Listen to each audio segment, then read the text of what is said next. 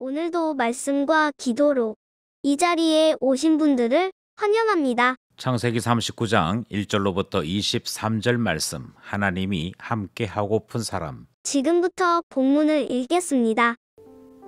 창세기 39장.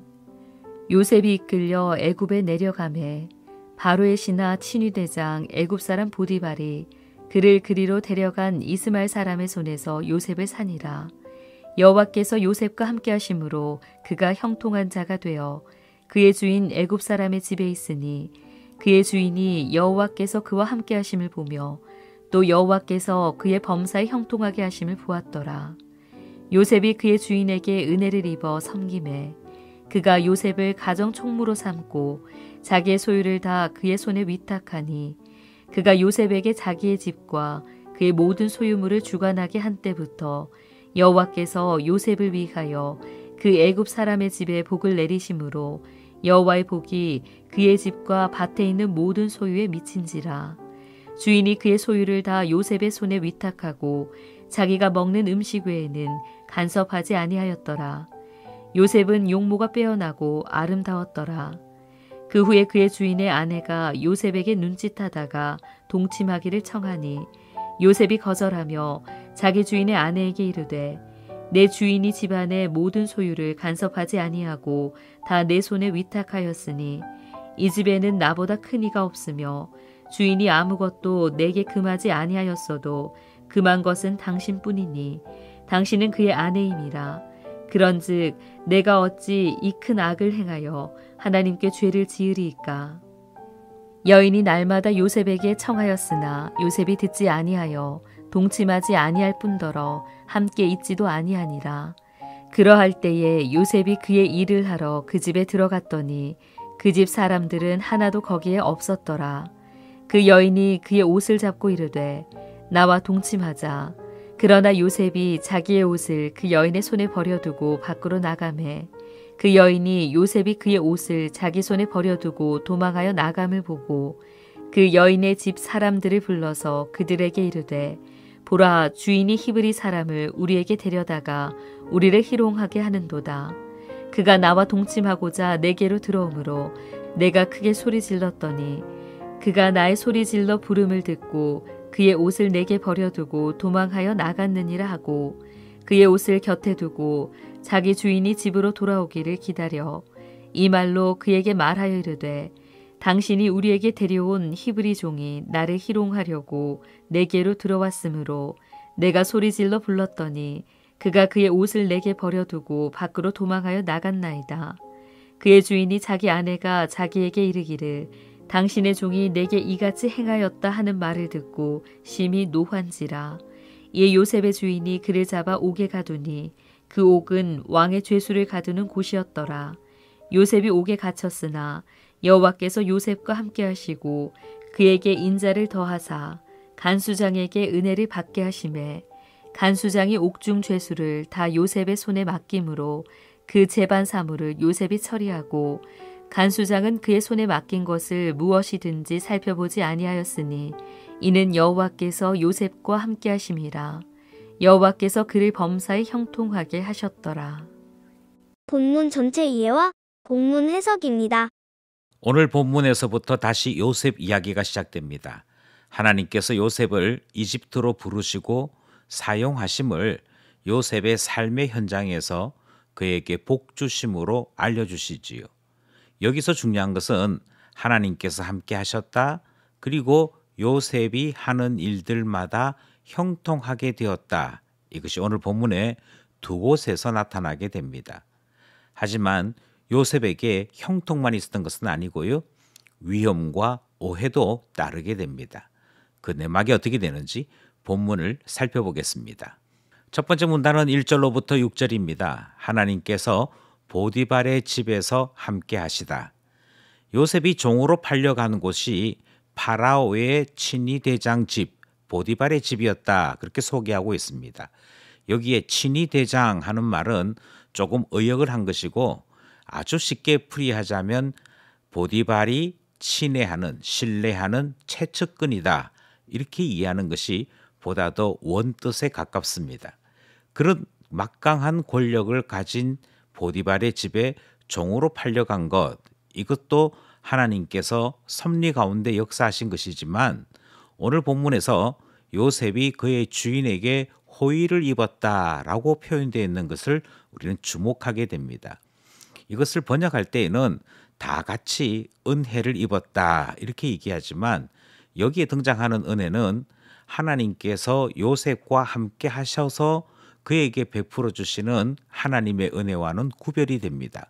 어떻게 구별이 되느냐 하면 요셉의 주인인 보디발이 베푸는 호의는 너가 쓸만하니 내가 너를 잘 대우해 주마라고 하는 호의, 그런 의미가 있고요. 하나님께서 요셉에게 주시는 은혜는 전적으로 공짜, 또 전적으로 하나님의 긍휼 가운데 베풀어지는 특혜, 이런 의미를 가지고 있습니다.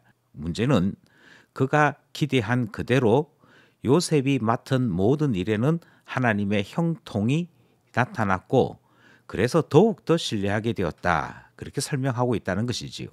이것이 왜 문제가 되느냐면 보디발이 얼마나 신뢰했든지 요셉에게 자기가 먹는 음식을 제외하고 나머지 모든 것을 요셉에게 맡긴다라고 말했기 때문입니다.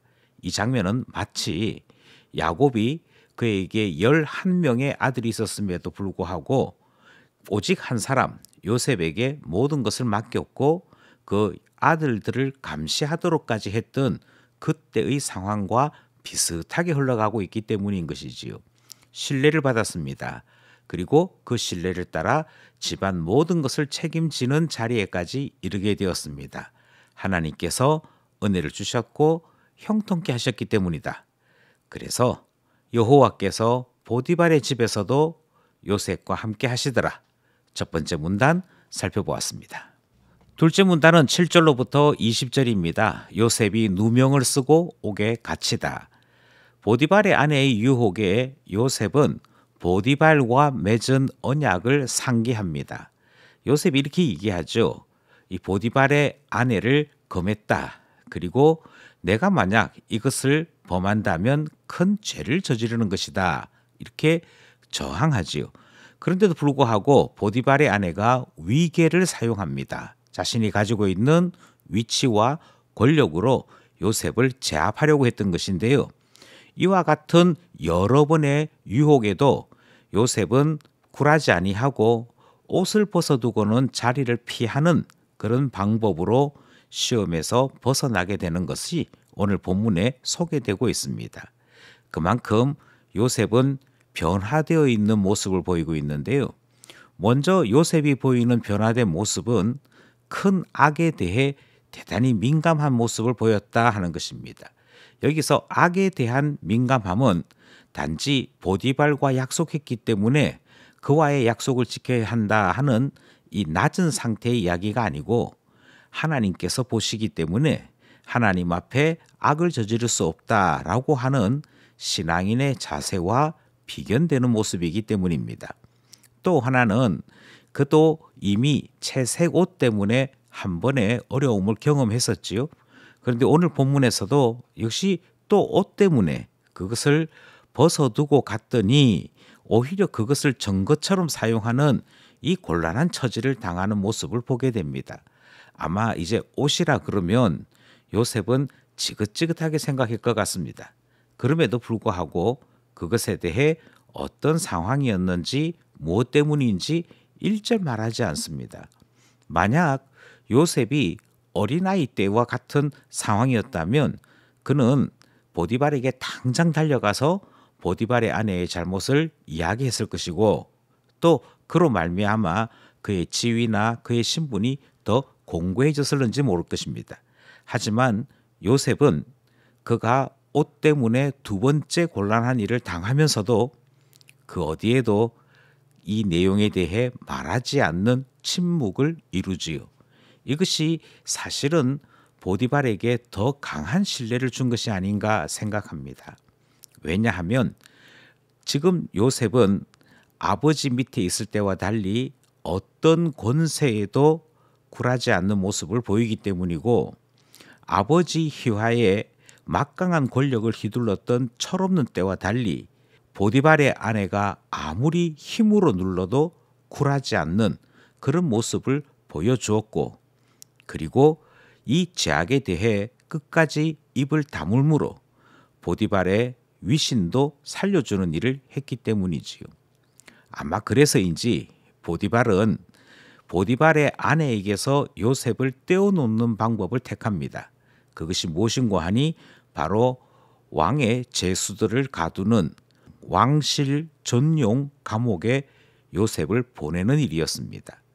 요셉은 왕의 제수가 아니었기에 그는 그곳에서 분리되어지고 특별히 보호받는 또 다른 삶을 살아가게 되는데요. 그것은 셋째 문단에서 확인할 수 있습니다. 요셉이 누명을 쓰고 옥에 갇히게 되었다. 둘째 문단 말씀입니다. 셋째 문단은 21절로부터 23절입니다. 여호와께서 옥에서도 함께 하시다. 요셉은 종으로 팔려갔었지요. 그런데 이제는 종보다도 더 낮은 신분이 되었습니다. 죄인이 된 것이지요.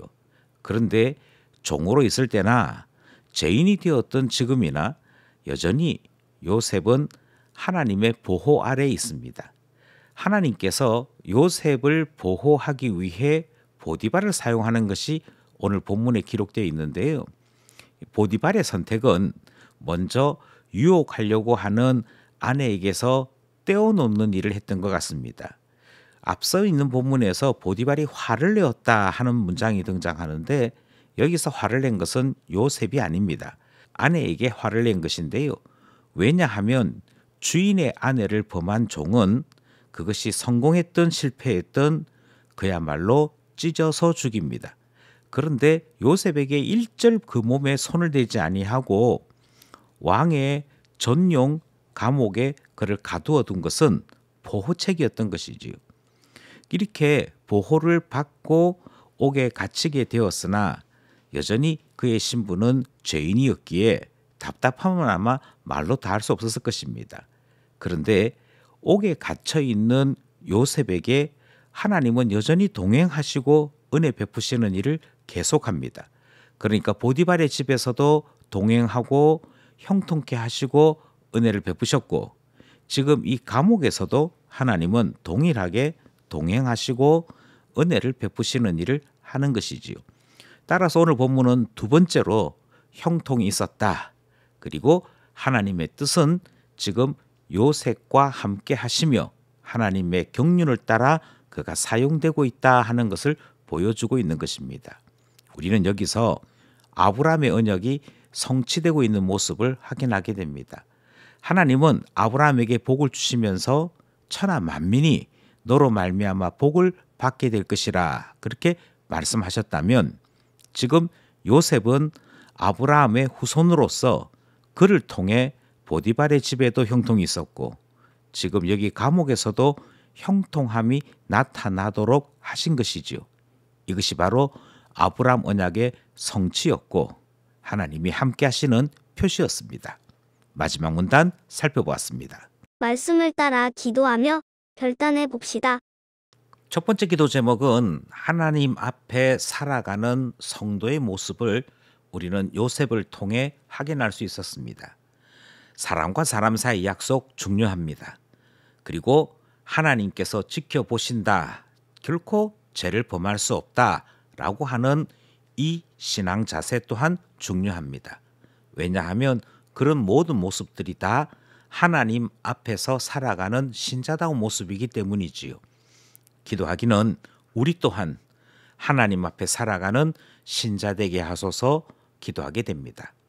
둘째 기도 제목은요, 사람 두려워하지 않는 요셉의 모습을 보게 됩니다. 전에 같으면 권력자의 편에 붙어서 그의 권력을 힘입어 자기 자신의 권력을 자랑하는 그런 철없는 모습이 있었겠으나 오늘 본문에 보시면 보디발의 아내가 아무리 강하게 위협해도 굴하지 아니하고 한 분 하나님만 두려워하는 모습을 볼 수 있었습니다. 이것이 우리의 모습 되어야겠지요.